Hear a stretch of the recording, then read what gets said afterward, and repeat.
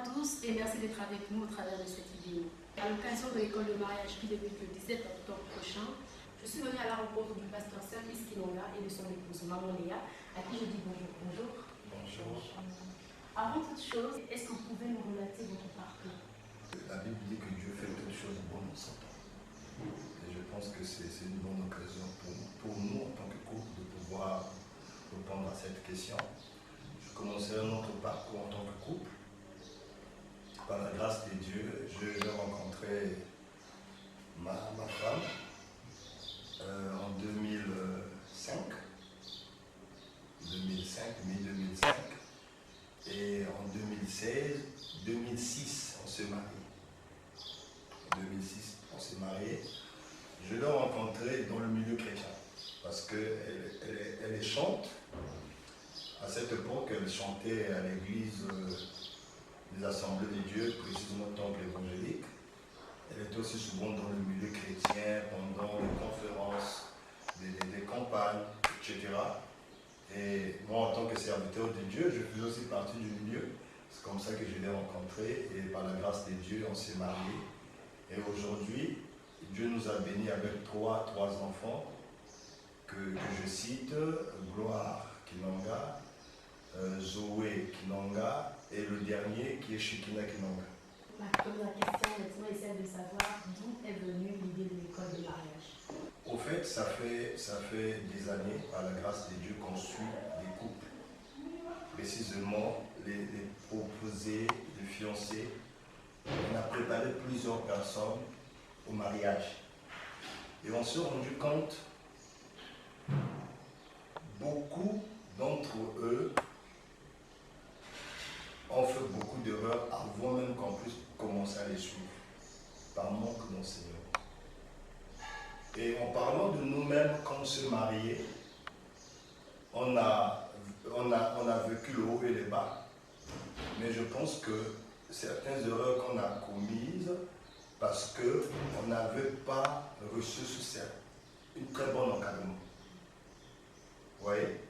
Et aujourd'hui, pendant qu'on enseignait plusieurs personnes, il y a eu parmi eux qui nous ont posé la question pourquoi on n'avait pas commencé l'encadrement avant même qu'ils soient fiancés. Parce qu'ils se sont rendus compte, même dans les fiançailles, ils ont commis beaucoup d'erreurs. Pour eux, ils souhaiteraient de pouvoir d'abord comprendre certaines choses, certaines bases avant d'être fiancés. Donc, et c'est une interpellation. J'en parlais avec ma femme, on a discuté ensemble. L'idée était là. Et je pense que il y a aujourd'hui, peut-être ça fait déjà peut-être une année et demie que la pensée était là d'organiser une école de mariage, de commencer à former les gens, de prendre les célibataires, les enseigner comment faire un choix, encadrer les fiancés, encadrer les mariés, parce qu'il y a beaucoup de gens qui sont mariés, mais qui n'ont jamais reçu une formation comme telle. Et lorsqu'ils se retrouvent dans le foyer, il y a vraiment des dégâts. Et en tant que couple, ma femme et moi, on a eu vraiment ce fardeau de pouvoir mettre en place cette école de mariage pour aider nos jeunes frères, sœurs qui veulent vraiment s'engager.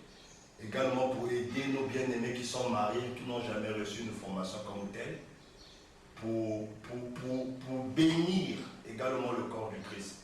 Parce qu'on se rend compte que parmi nous, on a vraiment besoin de cette école. On a besoin d'être encadré, on a besoin d'être enseigné parce qu'on dit à la fois, il faut ajouter la connaissance. Et en quoi va consister cette école?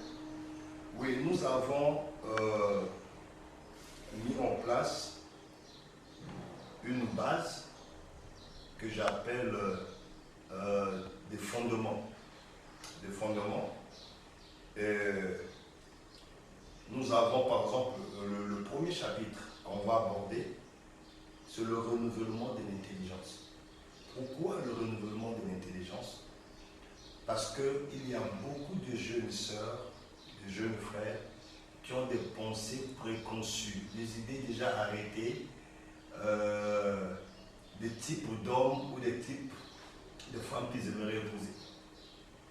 On remarque parmi nous, moi, je veux épouser un homme qui a déjà beaucoup d'argent, je veux épouser un homme qui est blond, je veux épouser un homme qui est ceci. Donc, c'est ça qu'on va d'abord aborder, le renouvellement de l'intelligence. Parce qu'aujourd'hui, il y a beaucoup de chrétiens qui sont dans l'église 10 ans, 5 ans. Mais quand tu nous entends parler, il n'y a pas une différence entre un païen et lui. Et deuxièmement, nous allons parler comment faire un choix. Parce que le choix détermine ton succès ou ton échec. Donc, le troisième point, nous allons parler des fiançailles. Quatrième point, la définition du mariage. On va définir le mariage. Cinquième point, les raisons bibliques pour lesquelles le mariage a été institué. Sixième point, les préparatifs du mariage. Septième point, le mariage selon Dieu. Huitième point, le foyer chrétien. Et neuvième point, l'amour dans le mariage. Dixième point, la communication dans le mariage. Onzième point, fidélité et infidélité. Douzième point, nous allons parler le devoir de la femme ou encore le devoir de l'homme dans le mariage. Troisième point, nous allons parler de la femme complète. Quatorzième point, nous allons parler les principes régissant les finances dans le mariage, comment gérer les finances en tant que couple. 15e point, comprendre les tempéraments de son bien-aimé, sa femme ou son mari. 16e point, nous allons parler comment résoudre les problèmes dans le mariage. Du 7e point, nous allons parler du divorce.